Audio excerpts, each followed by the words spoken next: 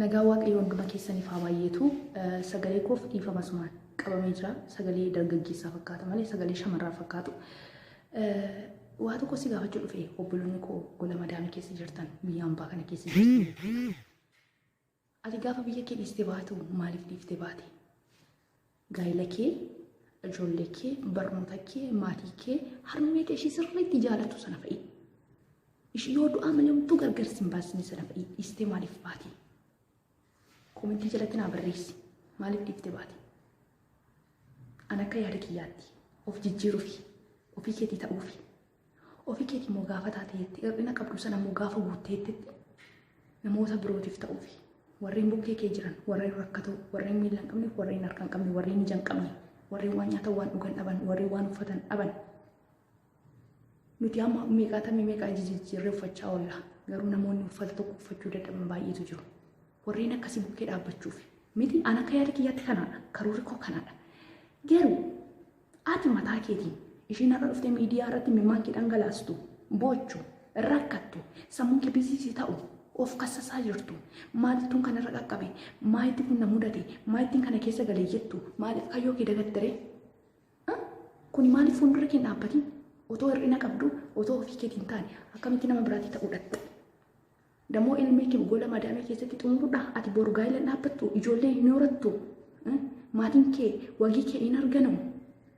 maaliidhaa fi dargaggeessumti tokko har'a dhufee sin jaaladha bareedduu koo qashtii koo lubbuu koo siifan du'a sin jedheef birri kee baastee waggaa 2 waggaa 3tti ergitu maaliif yaa obboleettii koo maaliif kayyoo kee dagatte sammuu keessatti hojjechiisi maddeeshii ndee of bira na darbite maatii keetii ta'eef maatii kiyyaa afaanii kan hin ta'u yoo bira darbedha malee dhimma isaaniiti ndee nan jaaladha nan kabaja garuu giddaajiin qabu yoon ofii kootii ta'e ofii kootii bira darbina eenyumaafuu nan ta'a umtus na dhorku kan garuu kaayyoo baateef hin dagatiin waggaa 2 hojjedhee tanan birrii isatti kenne jaaladhe jaalalliif birrii maaltu walitti fide eessaa walitti dhufa jaalalliif birrii eessaa walitti dhufa jaalalli karaa kiristoosii dhufa birriin immoo hojjettee fidda jibbi immoo karaa seexanaatii dhufa maali sammuu kee hojjechisiisti kan si jaallatu kan gaa'ela si faana dhaabbatu qarshii kee miti kan barbaadu bifa kee miti kan barbaadu namummaa kee qofa ta'uu kee barbaada kanaan zimmeettee dhufte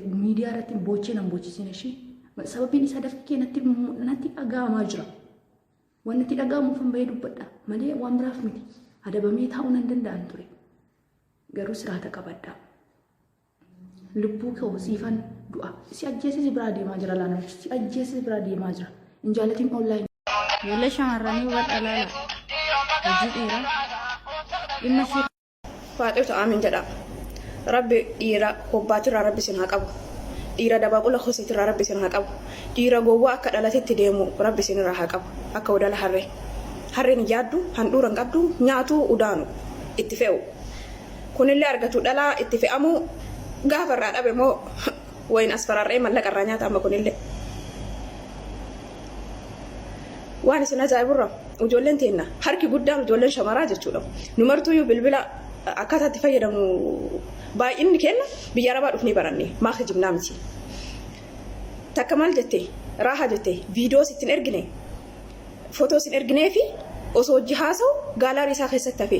Ani yoo viidiyoo godhee ittiin ergine yoo footoo ittiin ergine isa biratti waan hafu natti fakkaanne garuu footoowwan kiyya kan mul'ii ol isa bira jiraa naan jette. Akkamitti isa bira jiraate jennaan viidiyoo koolii wajjin haasuuf naa ture qaamni kee asii ol qullaa baafadheetiin hin jette. Edaa inni isiin hin beektu. Ergineef gaalaarii keessatti nafu jettee isiin hin fudhatte. Inni edaa iskiriinshuut godhaa ture qaama isii asii ol. Gaafa kaanii mallaqa hoggaa tokko qallabdi mucaasa viidiyoo dalagee ture kanaan dura waa'een kanarratti tiktookii kiyya kan duraatiin jechuudha. Even dhiira miidiyaa irratti beeytanii miti. Dhiira biyyaan baate irratti fagaarree keessan ol isin barsiisee miti isin meetiin isin ari'eetti calaa hojjettanii isin ol isin barsiisee miti. Abbama manaa kan ijoollee irraa qabduyyuu viidiyoo akkanaa viidiyoo qaama kan kee qullaa itti erguu hin qabdu. Noo jechuu ni qabda. Hin ta'u jechuu ni qabda. Qaama kiyya hojii turre qaama kiyya nama beeku nama ijoollee walirraa arganne nama walitti heerumne hojii turre qaama kee maaliif si barbaachise jechuu ni qabda. Dhiira viidiyoo addunyaan waa hedduu uumaa jirti. Rabbi nu haa baasu malee viidiyoowwan addaa kan simmeetii kan sanqasaqasuu danda'u. Viidiyoowwan baalagee kanneen jaalalleen keessanoo ijaarsa kan keessanoo isinitti erguu noo jechuu ni qabdan. Maaliif karaa hin taane nu eegalchiise wanti kun jechuu ni qabdan. Ilmi dhiiraa simmeetii isaa sirriitti qorrisiifatu waa hedduu sin jechuu danda'a. Noo jechuu ni qabdan isin baqa hin ta'u. Qaama kan kee ergi hin ta'u. Viidiyoo kana laaliyan gaafa si arge akkana si godhuu fedha jedhee viidiyoo baalagee ositti ergu isteeppaa tokkoffaa isteeppaan lammaffaa ammoo maal qaama kan kee arguu fedha isteeppaan sadaffaa ammoo maal qaama kan kee harkaan tuttuqaatiin innatti ergi kana wanti jiru maaliif ijoolleen teenya harki guddaan waa'ee eegee dhalaa malee waa'ee dalagaa dhiiste kanachirraaf immoo amma siistamiin ijoollee viidiyoo natti hin argin yoo fotoon argin akkamitti silkii kee keessatti fakkanuma silaala ishii viidiyoo bilbilaa jedhaan viidiyoo bilbileetiin inni iskiriinshuut godhata akka isaa bilxiin hin jiru saniin boodoo foto kana miidiyaa irra gasii lakkisa moo mallaqa na argite jedhaan ji'a maatii isaa dhiisteetini ijoollee hedduutti miskiinummarraan jaalalaan gowwoomanii waan keessa jiruun wallaalanii wanta akkasii dalaganii ijoollee hedduutu mallaqa nyaatamaa jira dhiira hedduutu miila saqqaleetiniin mallaqa dhalarraa nyaataa jira amantanii amanuu baattanii kanaan dura irratti haasaa ture waa'ee kana ammallee ijoolleen teenya barumsa fudhataan jirtan ammallee isinii galaa hin jiru ijoollee hedduu osoo ol baanii dubbatanii akka ijoollee amaaraa waan ta'aa jiran ijoollee hedduutu waan akkana kana miidhamaa jira osoo